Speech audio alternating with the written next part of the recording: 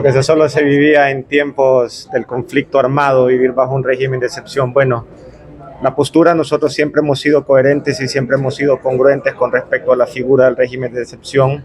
En ningún momento nosotros nos hemos opuesto a que se le dé seguridad a los salvadoreños o que exista una percepción de seguridad en el país. Creo que siempre hemos denunciado los atropellos que se han dado hacia los derechos humanos, que creo que es lo más importante, sobre salvadoreños inocentes que no tienen ningún tipo de vínculo con el crimen, o de las muertes que se han dado dentro de los centros penales bajo la tutela del Estado. El régimen de excepción ya se convirtió más en una política electorera por parte de este gobierno, porque después de 2 años no puede ser posible que nosotros como sociedad todavía no encontremos una figura jurídica o una figura legal para poder abordar la seguridad en nuestro país sin tener que amenazar, primero, la libertad, segundo, los derechos de salvadoreños inocentes, para que se dejen de existir estas capturas arbitrarias que se han dado durante todo este tiempo, que ya no solo el tiempo nos dio la razón, sino que también el ministro de Seguridad. Hemos visto cómo los ministros ya aceptaron que hay salvadoreños inocentes que han sido capturados arbitrariamente y que también han sido liberados. También ellos aceptaron sobre las muertes que se han dado dentro de los centros penitenciarios.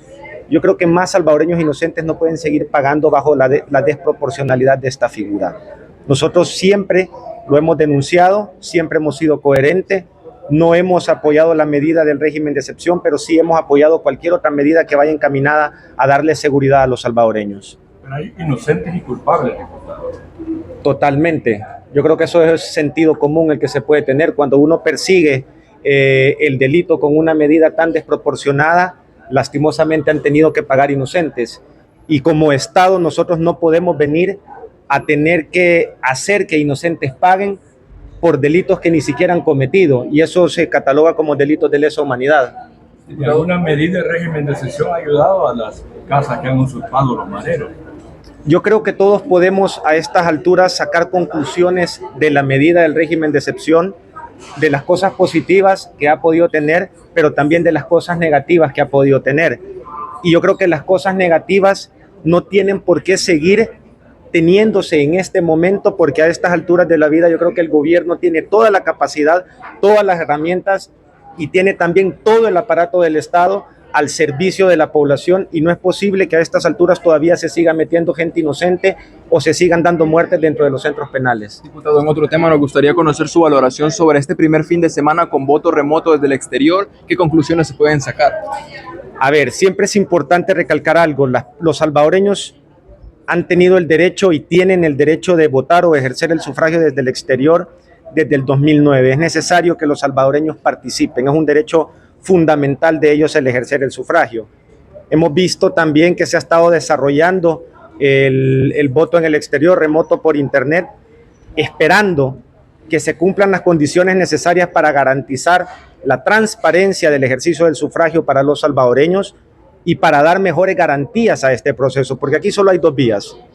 O este proceso de votación remota por internet tiene un muy buen resultado, que sería muy positivo para nuestra democracia, o tiene un resultado negativo, que yo creo que eso es importante y que no podemos nosotros dejar de señalar todas esas cuestiones que han dado ese mal sabor, sobre todo del actuar del parte del Tribunal Supremo Electoral con respecto a este proceso. Yo creo que eso es importante señalarlo.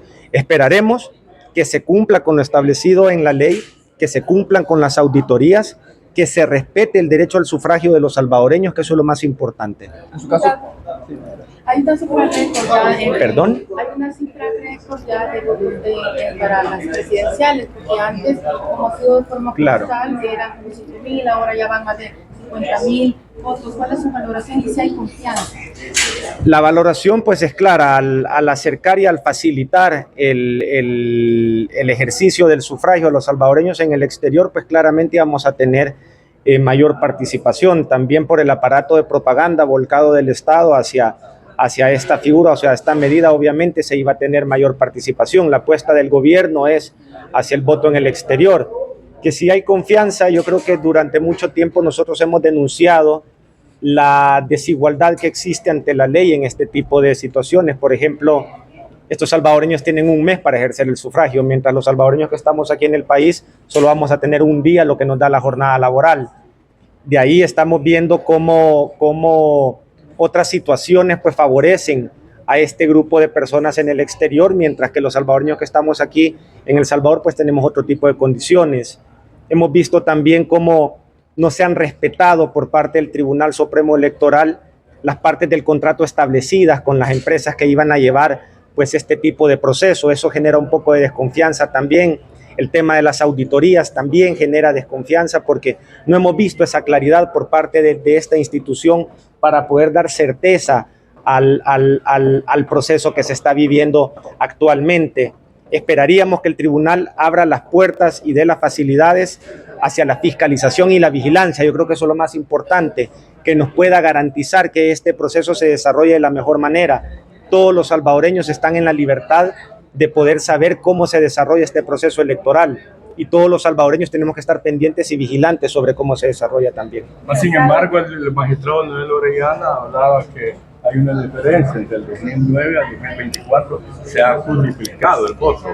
Claro, fue la pregunta que justamente le respondí a ella hace unos momentos. Diputado, de aprobarse ahora el régimen de excepción, estaríamos viviendo una elección bajo un régimen de excepción, quizás algo que no se ha visto en la historia. ¿Su valoración ante eso? A ver, esto es algo nuevo, como lo dije anteriormente, no se vive pues desde antes de los acuerdos de paz. Se vivió esta situación pues únicamente cuando estábamos durante el conflicto armado. Nosotros hemos sido coherentes y hemos sido congruentes con respecto a esto. Yo creo que la figura del régimen de excepción ya se derivó más en una política electoral que en una política de seguridad, y también ha llegado un punto a ser una política de represión también.